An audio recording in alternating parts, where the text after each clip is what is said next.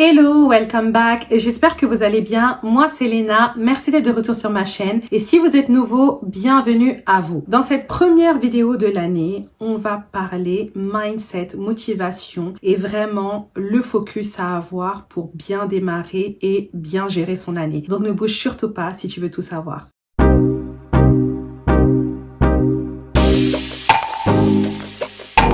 Donc tout d'abord, je vais commencer cette année par vous souhaiter une excellente année 2025. Bonne et heureuse année, que cette année puisse vous apporter tout ce qu'il y a de bon, tout ce qu'il y a de positif, la santé avant tout, parce que c'est la santé qui nous permet de nous lever tous les jours. Donc la santé pour vous et votre entourage, mais également la paix, la vision, la concrétisation de plein de projets. Et j'espère que cette chaîne et tout ce qu'on va partager cette année fera partie, même si c'est un tout petit peu, des moteurs et des choses qui vont permettre de vous dire que c'est possible. Donc vraiment, très bonne et heureuse année 2025. Et j'espère que vous avez tout aussi profité que moi des fêtes de fin d'année pour vous poser, vous ressourcer, faire le point dans votre tête. Vraiment lâcher prise parce que c'est hyper important. On peut pas tout le temps courir. Mais en tout cas, moi de mon côté, c'est la raison pour laquelle j'ai pas publié pendant 2 semaines. J'avais vraiment besoin de me poser, prendre du recul parce que ma vie c'est toujours courir, courir, courir et quelquefois c'est très important de prendre du recul, se reposer, se recentrer et savoir pourquoi on fait les choses. Parce que quand on commence à tout le temps courir de manière un peu machinale, on oublie le pourquoi on fait les choses et finalement on finit par être malheureux et c'est pas l'objectif. Et j'espère que vous avez pu en profiter auprès de vos proches. Je fais aussi un petit rappel déjà pour savoir si vous êtes abonné parce que j'espère que vous l'êtes. Je vois que les vues augmentent mais que en parallèle les personnes abonnées ne sont pas à la hauteur des vues, donc n'hésitez pas à vous abonner parce qu'on aura plein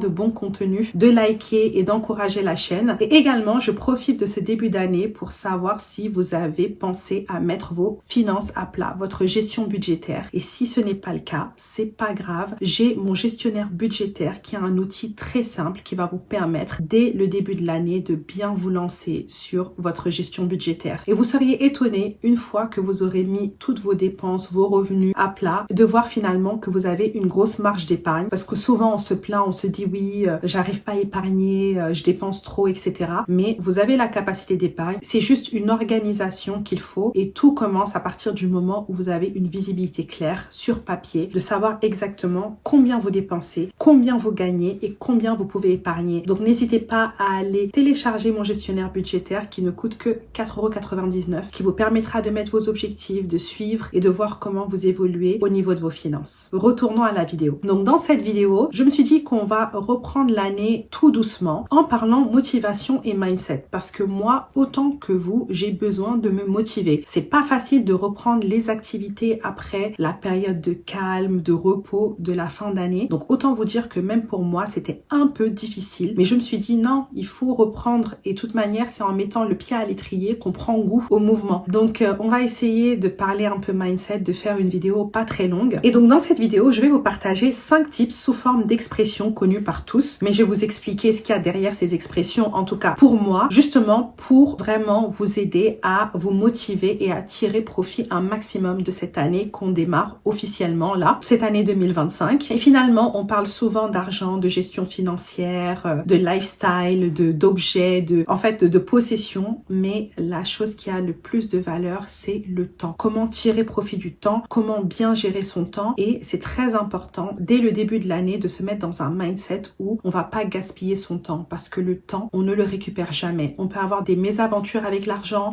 peut partir, revenir, on peut gagner plus. Finalement, c'est un moyen de faire des choses, c'est très important, faut l'optimiser, j'en parle souvent ici, mais ce qu'il y a de plus important, c'est comment on utilise notre temps. Et justement, dans cette vidéo, ça va traiter de ça. Donc, commençons par l'expression générale, l'expression clé de la vidéo, et c'est l'avenir appartient à ceux qui se lèvent tôt. Et là, je parle pas au sens strict du terme, parce que moi-même, je ne suis pas une lève-tôt de nature. Je me bats tous les jours pour me lever tôt, mais naturellement, voilà, physiologiquement, je suis quelqu'un qui ne suis pas une lève-tôt. Mais là où je veux en venir, c'est que le point de départ est très important. Donc là, quand je parle de se lever tôt, je parle de commencer dès le début de l'année à prendre les bonnes habitudes et à travailler son mindset pour le restant de l'année. Et donc, faut s'y prendre tôt. Comment bien démarrer l'année? C'est en ayant une vision claire et une bonne énergie. Et donc, la vision claire, c'est se poser avec soi soi-même, réfléchir réellement à ce qu'on veut accomplir pour cette année, qu'il s'agisse du plan personnel, du plan professionnel, de la santé, etc. C'est très important d'avoir une vision claire. C'est pour ça que c'est important de prendre du recul et d'avoir souvent ces périodes d'introspection où on se pose avec soi-même et qu'on se demande est-ce que le chemin qu'on prend, c'est ce qu'on veut réellement et c'est ce qui est aligné avec nous-mêmes. Et souvent, ces objectifs-là, c'est pas nécessairement des objectifs d'ordre financier ou professionnel. Moi, par exemple, sur cette année, mes objectifs sont plus d'ordre de santé, de bien-être que d'ordre professionnel. J'ai des objectifs professionnels, mais je pense que arrivé à ce stade, j'ai beaucoup mis en avant ces objectifs-là et je suis arrivée à un stade de ma vie où le bien-être et la santé, c'est quelque chose de très important. J'ai de plus en plus autour de moi des rappels que c'est très important. Donc, finalement, il faut avoir une vision claire de ce qu'on veut et c'est comme ça qu'on pourra après organiser finalement notre année. Donc, vraiment, c'est l'expression un peu générale pour cette vidéo. Et donc, la première expression, c'est qui ne tente rien n'a rien. C'est vrai qu'on a souvent tendance à vouloir des choses, à se dire ah j'aimerais avoir quelque chose, mais finalement on ne met rien en place pour avoir cette chose. Et souvent ça passe par des risques. Je dis pas de prendre des risques incalculés, mais c'est très important à un moment donné, lorsqu'on a un objectif, on a quelque chose qu'on veut accomplir, de prendre le risque nécessaire. Donc prenons un exemple. En ce qui me concerne, créer une chaîne YouTube, c'était un risque pour moi parce qu'il y avait toutes ces notions de s'exposer, de se montrer, d'être à la merci des avis, etc. qui me freinaient au démarrage. Mais je me suis dit, j'ai envie de passer un message, j'ai envie de créer de la représentation, j'ai envie de partager mon parcours, mes conseils et créer une communauté. Et je me suis dit que l'une des seules manières, c'était de venir sur YouTube. Donc ça a été un risque que j'ai pris et c'est vrai qu'il y a eu des moments d'incertitude au démarrage, je sais pas si ça prend pas, mais je ne regrette pas d'avoir pris ce risque parce qu'aujourd'hui, je suis en capacité de partager des messages, de partager des conseils qui viennent finalement aider des gens et c'était l'objectif initial. On n'a rien sans rien, c'est vraiment ça. Pareil pour l'entrepreneuriat ou le freelancing. Lorsque j'ai décidé de passer freelance, j'ai pris des risques contrôlés, j'avais un plan, mais il y a pas mal de choses qui venaient avec le fait de quitter le statut de salariat. La sécurité de l'emploi qui n'est plus là, entre guillemets, pour moi, c'est une construction un peu sociale de parler de sécurité. On n'est jamais vraiment en sécurité, mais c'est une réalité. Le fait de prendre le risque de ne pas trouver un job ou de ne pas être considéré assez compétent, tout ça, c'était des risques, mais c'est des choses qui finalement, je ne regrette pas parce que lorsque je les ai fait, ça m'a fait découvrir finalement un autre univers et ça m'a ouvert le champ des possibilités. Donc vraiment, la prise de risque, lorsqu'elle est calculée, qu'elle est réfléchie, c'est quelque chose qui permet d'ouvrir le champ des possibles. Donc s'il y a vraiment quelque chose que tu souhaites réaliser, je sais pas, que ça soit, je sais pas, devenir coach sportif ou autre, à un moment donné, il faudra prendre des risques, il faudra s'exposer, ça fait partie du jeu, quel que soit finalement ce que tu souhaites faire. Donc, qui ne tente rien n'a rien. Et une astuce pour ça, parce que tout vient du fait d'avoir peur. Et la peur, c'est quelque chose de naturel. C'est normal d'avoir peur d'échouer, de se dire ah si je fais ça, si ça marche pas, etc. Mais ça fait partie du parcours et en fait une astuce c'est transformer sa peur en action. Partout où tu as une peur, essayez de mettre en place une action pour pouvoir contrer cette peur. La deuxième expression c'est petit à petit l'oiseau fait son nid et c'est vraiment pour insister sur le fait que il faut persévérer. La régularité, la discipline c'est quelque chose qui est très important. C'est pas quelque chose qui est inné chez tout le monde mais c'est très important. C'est la régularité qui finalement va pouvoir apporter un résultat. Et il y a quelque chose que j'aime dire et aujourd'hui dans le cadre du business, c'est quelque chose qui fait encore plus sens. Je dis souvent que je préfère le sérieux au talent parce qu'il y a beaucoup de gens qui sont talentueux et finalement aujourd'hui les gens qui sont le plus talentueux, c'est pas forcément ceux qui réussissent le mieux. Ceux qui réussissent le mieux, c'est ceux qui sont le plus réguliers. Les personnes qui finalement vont ignorer les périodes de difficulté, les bad moods et qui vont continuer, qui vont vraiment avoir une planification, une vision et qui vont se dire je continue. Limite avoir un peu un schéma machinal et de se dire écoute je vais continuer, je continue à poster des vidéos, je continue à poster du contenu, je continue à apprendre, je continue à faire du sport, je continue à courir et au fur et à mesure on s'améliore. En fait le cerveau c'est un muscle, le corps il est bien fait, quel que soit le domaine, si on fait quelque chose de manière répétitive, on devient de plus en plus meilleur à cette chose-là. Donc vraiment la régularité c'est vraiment la clé et c'est pas facile. Moi-même c'est quelque chose avec lequel je me bats au quotidien. Mon rêve c'est d'être une personne régulière, le plus régulière possible. Mais en attendant, l'idée c'est de mettre en place des routines. C'est vraiment de mettre en place des choses qui font que automatiquement tu vas faire l'action que tu dois faire. Parce que finalement, on est tous proies à des changements d'humeur, à des bad moods, à des difficultés où finalement on a envie de s'arrêter. Par exemple, la vidéo que je suis en train de tourner, j'ai eu pas mal de problèmes techniques. Je suis en train de la retourner et franchement, il y a un moment, je me suis dit franchement, j'en ai marre. Même poser ma ring light, c'était compliqué. Elle voulait pas tenir, etc. Et au bout d'un moment, j'ai pris du recul et je suis partie aussi puiser dans des choses qui me motivent. Je suis partie voir des personnes qui ont évolué comme je souhaite évoluer et je me dis ok, c'est bon, on s'y remet, on se calme et on fait les choses. Donc c'est très important d'implémenter des routines, d'avoir une organisation, une planification, parce que c'est ça qui va venir vraiment en barrage quand on veut s'arrêter. C'est ça qui va venir en barrage par rapport à la procrastination, etc. C'est petit à petit que l'oiseau fait son nid. Ça demande vraiment de la régularité. Il ramène branche par branche pour vraiment créer son nid. S'il s'était arrêté à sa première branche, il n'aurait jamais de nid. Donc c'est important de se dire que c'est un travail pas forcément de longue haleine, mais c'est un travail de régularité et au fur et à mesure tu construis et tu réalises même pas que en fait tu es arrivé à un certain stade parce que tu as tellement travaillé que finalement tu réalises que c'est mérité. Par exemple, si on m'avait dit quand j'ai démarré ma chaîne YouTube que j'aurais par exemple plus de 30 000 vues ou que j'aurais 5 000 personnes qui se seraient abonnées, j'aurais dit waouh, trop bien. Mais là, étant donné que j'ai fourni le travail, que j'ai vu les choses se construire au fur et à mesure, je suis très contente que d'en arriver là, mais je sais qu'il y a eu du travail qui a été mis pour justement atteindre ce niveau-là. Et justement, en parlant de petit à petit, il y a une méthode qui est intéressante qui s'appelle la méthode 1%. Et c'est une méthode qui prône le fait de ne pas s'attendre à des progrès spectaculaires ou des résultats spectaculaires en se disant oh, je vais créer ma chaîne YouTube aujourd'hui et demain j'aurai 100 000 personnes qui me suivent. C'est vraiment de se dire que on peut progresser de 1% à chaque répétition. À chaque fois qu'on fait une action, on progresse et au final, en fait, les résultats cumulatifs vont vous permettre d'atteindre le succès ou de vous permettre d'atteindre le résultat que vous vouliez au démarrage. Et justement, pour mettre en place la méthode 1%, l'idée, c'est de se mettre des micro-objectifs un peu tous les jours. Atteindre un petit objectif qui, au final, cumulé, va vous permettre d'atteindre votre objectif ultime. Donc, c'est vraiment à petits pas que finalement, on va atteindre une longue distance. Donc, n'hésitez pas à aller voir cette méthode-là, ça peut vous aider. La troisième expression, c'est les grands esprits se rencontrent. Vraiment, c'est quelque chose que j'applique à mon niveau. C'est l'importance, finalement, des collaborations, du réseautage, de savoir que seul on va vite, mais à plusieurs, on va plus loin. Et j'en parlais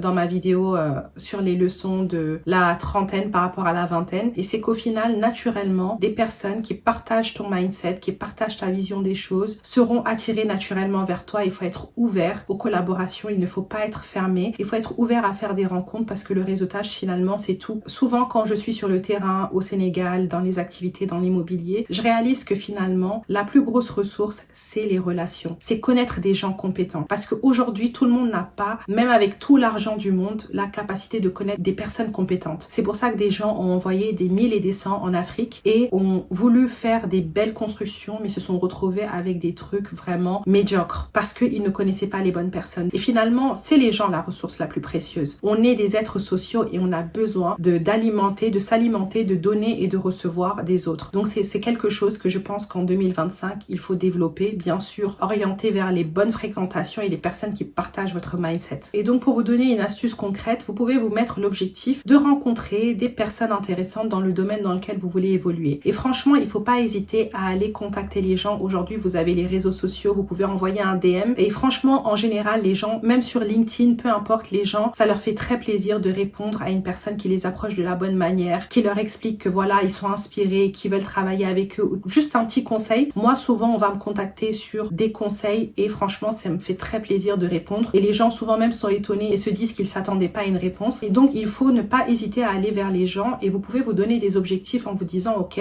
bah, je veux rencontrer tel nombre de personnes ce mois-ci, je veux parler à tel nombre de personnes dans le secteur. Parce que c'est quelque chose qui fait vraiment évoluer. Et j'ai vu pas mal d'histoires, même dans des groupes d'investisseurs aux États-Unis, des gens qui ont trouvé des mentors qui les ont aidés à savoir où investir et sont devenus millionnaires comme ça. Donc, franchement, c'est très important de se dire que les grands esprits se rencontrent et au fur et à mesure que vous allez développer votre secteur et votre activité, vous verrez des gens qui vont, voilà, graviter ou graviterez vers des gens qui sont dans les mêmes secteurs. Et justement, en parlant de ça, il y a une autre sous-expression que je veux mettre dans ce thème-là, c'est que il y a des personnes aussi, malheureusement, qui sont contre-productives et quand tu leur montres la lune, ils regardent le doigt. Et ça, c'est quelque chose que j'ai constaté également avec la chaîne YouTube. C'est une petite minorité, hein, mais avec les vidéos qui ont eu un peu de succès, comme la vidéo S'enrichir dans le salariat qui a fait plus de 40 000 vues, où justement, je donne des conseils et des clés pour évoluer financièrement dans le salariat parce que justement, j'en avais un peu marre du narratif redondant, omniprésent sur les réseaux sociaux que le seul moyen de s'enrichir et d'être ambitieux, c'est de faire de l'entrepreneuriat, ce qui est finalement factuellement faux. Comme je l'ai dit, les personnes qui sont tout là-haut dans les milliardaires, en majorité sont des entrepreneurs, mais c'est la majorité majorité dans la minorité. On a une minorité de milliardaires, mais dans la grande majorité de la population, ce sera plus des salariés qui s'en sortent bien financièrement que des entrepreneurs. Donc c'était important pour moi de mettre ça en avant. Et finalement, j'ai donné des tips comme bien investir son argent, quelquefois trouver des activités à côté. Voilà, pas mal de sujets que vous pourrez aller voir dans la vidéo. Et j'ai des personnes qui sont venues me voir en me disant oui, mais ce que tu nous dis, c'est pas du salariat pur, il y a de l'entrepreneuriat dans ça. Mais finalement, l'entrepreneuriat, c'est avant tout un mindset. Tu peux être dans une situation de salariat, mais avoir un mindset entrepreneur. Donc c'est ça que je veux dire. Tu peux gérer ta carrière dans le salariat comme une entreprise en te disant je vais évoluer step by step, etc. Donc finalement, il y a des personnes qui n'ont pas vu le message, c'est-à-dire implémenter des choses, mais qui sont venues pour contredire un peu et dire que finalement ce n'est pas vraiment exact parce qu'il y a des actions d'entrepreneuriat. Donc voilà. Il y a aussi la vidéo que j'ai faite qui a fait couler pas mal d'encre sur acheter une voiture ou faire du leasing, où des grands experts de l'automobile, entre guillemets, qui devraient finalement ouvrir leur chaîne YouTube sur l'automobile, sont venus vers moi en me disant que ma comparaison n'avait pas de sens, que je compare une voiture à 14 000 € et une voiture à 39 000 €, alors que j'ai dit que c'était une voiture d'occasion avec déjà 2 ans et plus de 100 000 km. La voiture, si vous la recherchez sur Google, qui est libre à tout le monde, c'est une voiture quand elle est sortie qui était à 33 000 €. Donc je vois pas où la comparaison est si différente. Et des personnes qui disent oui, le prix auquel tu l'as vendu, tu l'as acheté 14 400 € et tu l'as vendu 11 000 €, c'est assez miraculeux. Mais excusez-moi, je suis partie déjà acheter la voiture en province, j'ai négocié, j'ai fait les efforts, j'ai pas fait du leasing. Et aussi pour le prix de vente, il suffit d'aller dans les comparateurs et aller chercher la cote du véhicule que je vais vous afficher. Donc c'est pas compliqué d'aller chercher les informations, mais il y a souvent des gens qui vont venir. Et encore plus l'exemple voilà que j'ai vu, et là j'ai répondu parce que généralement je réponds pas. C'est une personne qui est partie sur ma vidéo achat de voiture ou leasing et qui a voulu déconstruire un peu mon histoire en disant que les chiffres ne s'additionnaient pas et que par rapport à mon âge, alors que si vous me suivez sur la chaîne, vous savez que je suis dans ma trentaine, que j'ai 32 ans, je vous l'ai dit. Donc il a vu les chiffres, il a mal calculé les choses et il a voulu dire que je mens alors que le message n'était pas là. Donc les grands esprits se rencontrent et les autres personnes qui préfèrent regarder le doigt alors que l'on montre la lune, finalement restent au même stade, ce qui est malheureux. Quatrième et avant-dernière expression, c'est que après la pluie vient le bon temps. Et ça, c'est vraiment une leçon de résilience.